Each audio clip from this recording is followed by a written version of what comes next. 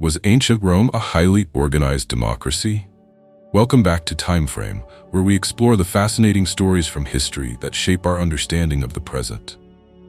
Today, we're diving into a thought-provoking question. Was ancient Rome a highly organized democracy?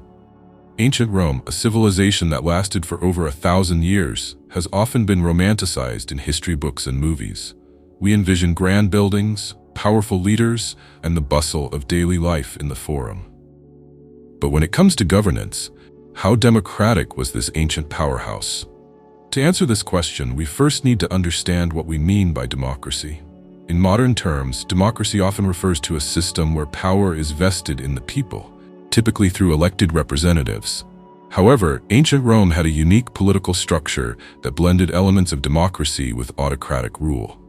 Initially, during the Roman Republic, which lasted from about 500 to a little over 400 years, Rome had a system that allowed for some degree of popular participation. Citizens could vote for representatives known as senators. However, it's important to note that not everyone could vote. The right was limited primarily to male citizens, excluding women, slaves, and non-citizens. This already sets a tone that contrasts with our modern understanding of democracy. The Senate was a powerful body made up of aristocrats and wealthy individuals. While they were elected, the influence of social class was profound. The patricians, the elite class, held most of the power. The plebeians, or common people, did gain some representation over time, but their influence was limited. The struggle between these two classes, known as the conflict of the orders, led to important reforms, including the establishment of the tribune of the plebs, which gave some voice to the common people. However, while there were moments of increased representation, the power dynamics in Rome often leaned towards oligarchy rather than true democracy. The political landscape was marked by corruption, bribery, and the occasional use of violence to settle disputes. Political alliances and patronage often overshadowed the democratic processes in place.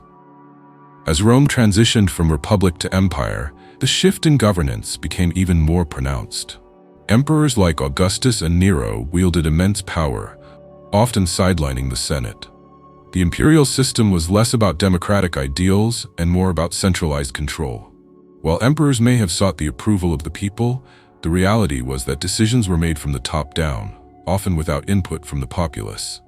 So, was ancient Rome a highly organized democracy? The answer is nuanced. There were elements of democratic governance, particularly during the Republic. However, these were overshadowed by social inequality, limited suffrage, and eventually autocratic rule. In conclusion, while ancient Rome laid some of the groundwork for modern democratic systems, it is essential to recognize the limitations and complexities of its political structure. The blend of democracy and oligarchy, along with the eventual shift to autocracy, paints a picture of a society striving for representation, but often falling short. Thank you for joining us today on Timeframe as we explored the intriguing question of ancient Rome's democratic nature.